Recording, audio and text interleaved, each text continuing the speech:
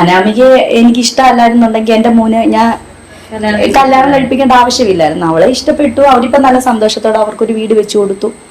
അത് അവർക്ക് 3 മാസമായി. അത് അത്രേ ഉള്ളൂ. ഈ വീട് അവക്ക് കയറാനും ഇറങ്ങാനും പ്രസവിച്ച് കിടക്കുമ്പോഴായാലും അവക്ക് അവളുടെ കുഞ്ഞ് അവന് എന്നും പറഞ്ഞുകൊണ്ടൊരു വീട് വെച്ചു.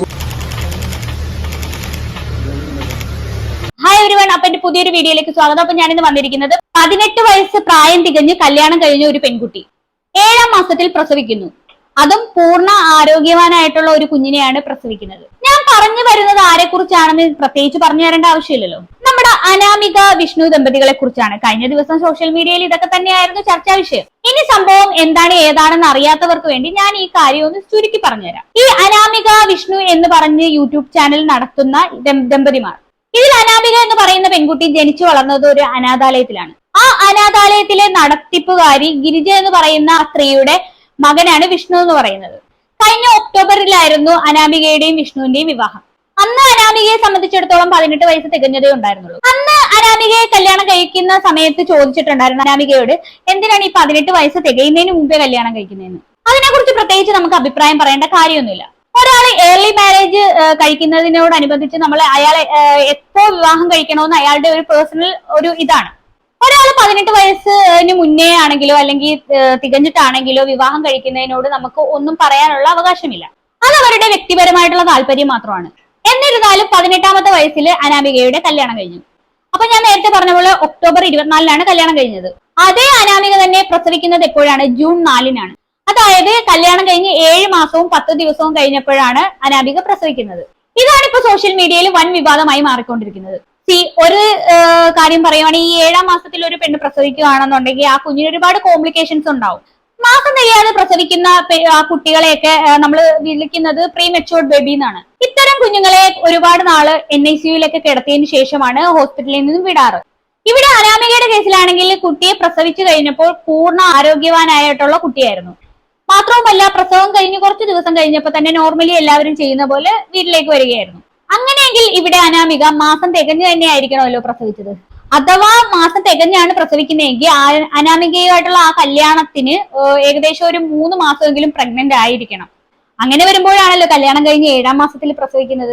ഇത് ഞാൻ പറഞ്ഞ കാര്യമല്ല കേട്ടോ, കമന്റ് ബോക്സിൽ ഒരുപാട് പേര് ചോദിക്കുന്ന ചോദ്യമാണ്. പിന്നെ ഇതിനെക്കുറിച്ച് കുറെ വീഡിയോസ് വന്നിട്ടുണ്ടായിരുന്നു. അനാമിക പ്രസവിച്ച ആ ഒരു സമയത്ത് കുഞ്ഞിനെ എല്ലാവരും കെയർ ചെയ്യുന്നു, അനാമികയെ ആരും മൈൻഡ് പോലും ചെയ്യുന്നില്ല എന്നൊക്കെ പറഞ്ഞ ഒരുപാട് വ്ളോഗർമാര് വീഡിയോസ് അപ്ലോഡ് ചെയ്തിട്ടുണ്ടായിരുന്നു.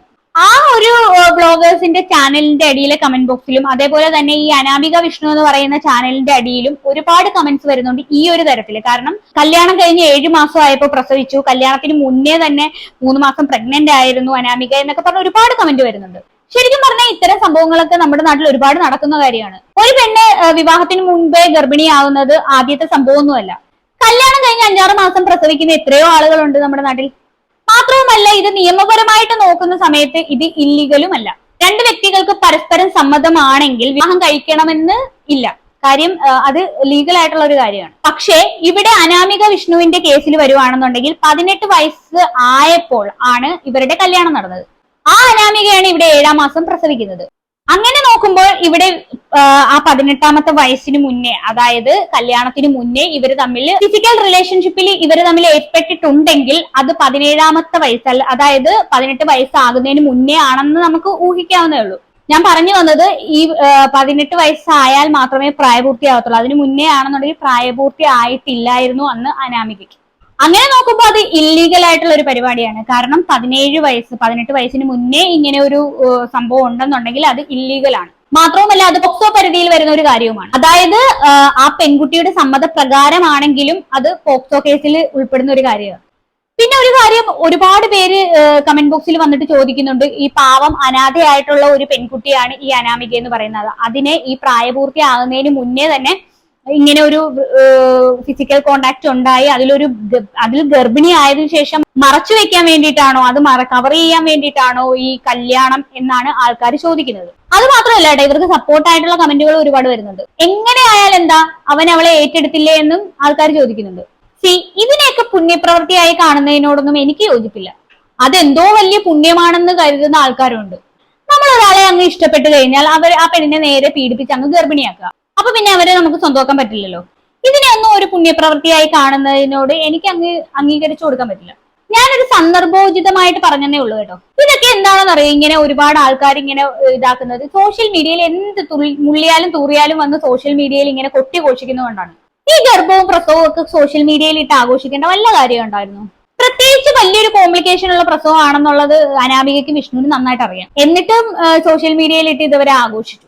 ശരിക്കും അതിന്റെ ഫലമാണ് ഇപ്പൊ ഇവര് അനുഭവിച്ചുകൊണ്ടിരിക്കുന്നത്. ആളുകൾ ഈ ചോദിക്കുന്ന ചോദ്യത്തിന് അനാമികയും വിഷ്ണുവും മറുപടി പറഞ്ഞേ പറ്റൂ. അല്ല എങ്കിൽ ആളുകൾ പലതും പറഞ്ഞുണ്ടാക്കാൻ ശ്രമിക്കും. ഇപ്പൊ മനസ്സിലായല്ലോ ജീവിതത്തിൽ പ്രൈവസിയുടെ ഇമ്പോർട്ടന്റ് എന്തോരമാണെന്ന്. എന്തായാലും ഇതുമായിട്ടുള്ള കാര്യങ്ങളൊക്കെ എന്തായാലും അന്വേഷിക്കട്ടെ. പ്രായപൂർത്തിയാകുന്നതിന് മുൻപേ ഈ അനാമികയും വിഷ്ണുവും കൂടി ഈ ഫിസിക്കൽ കോണ്ടാക്റ്റിൽ ഏർപ്പെട്ടിട്ടുണ്ടെങ്കിൽ അതിനെതിരെ നടപടി ഉണ്ടാകണം, അല്ലെ? ഇതിനെക്കുറിച്ച് കൂടുതലൊന്നും ഞാൻ പറയുന്നില്ല. ഈ അനാമികയുടെ പ്രസവം കഴിഞ്ഞ് കുറച്ച് നാൾ കഴിഞ്ഞപ്പോഴത്തേക്കും ഈ വിഷ്ണുവിന്റെ അമ്മയായ ഗിരിജയുടെ വിവാഹവും കഴിഞ്ഞു. അതിന്റെ വീഡിയോസ് ഇവർ സോഷ്യൽ മീഡിയയിൽ ഇട്ടിട്ടുണ്ടായിരുന്നു. പലരും അത് കണ്ടു കാണും. എന്തായാലും നമുക്ക് അതൊന്ന് കണ്ടുനോക്കാം.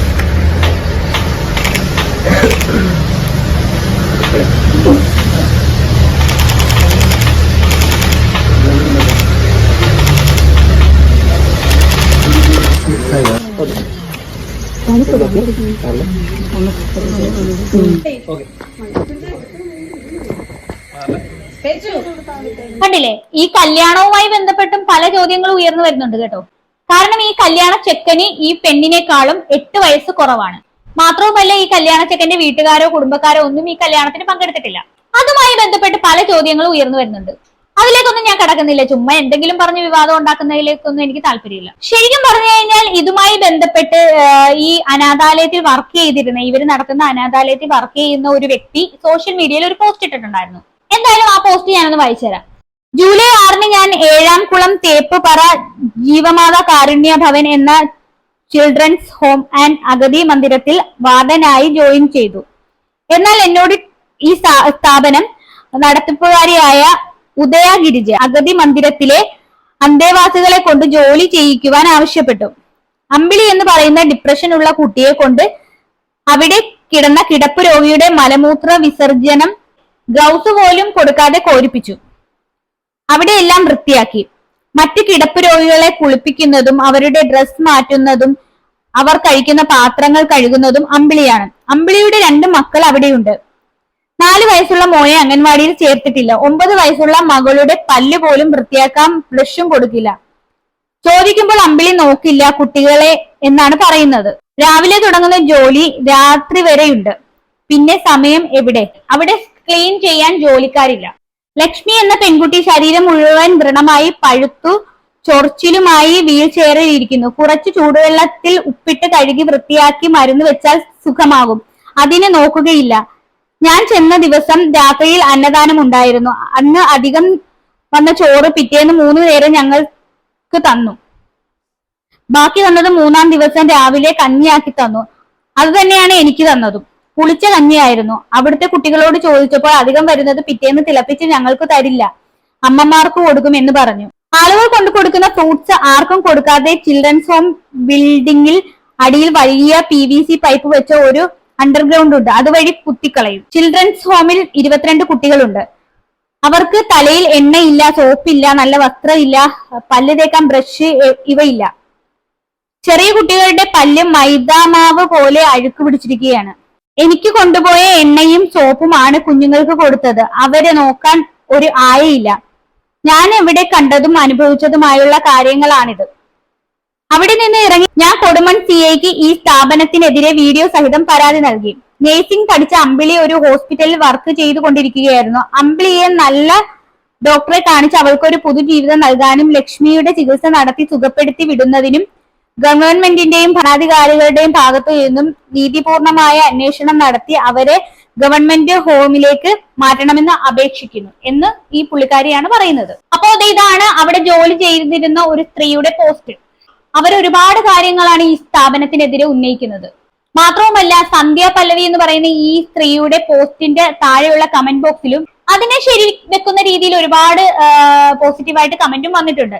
എന്തായാലും എനിക്ക് കൂടുതലൊന്നും പറയാനില്ല. ഇത് കേട്ടിട്ട് നിങ്ങൾക്ക് എന്താണ് തോന്നുന്നതെന്ന് വെച്ചാൽ താഴെ കമന്റ് ബോക്സിൽ കമന്റ് ചെയ്യുക. അപ്പൊ അടുത്തൊരു വീഡിയോയിൽ കാണാം. അതുവരെ ബൈ ബൈ.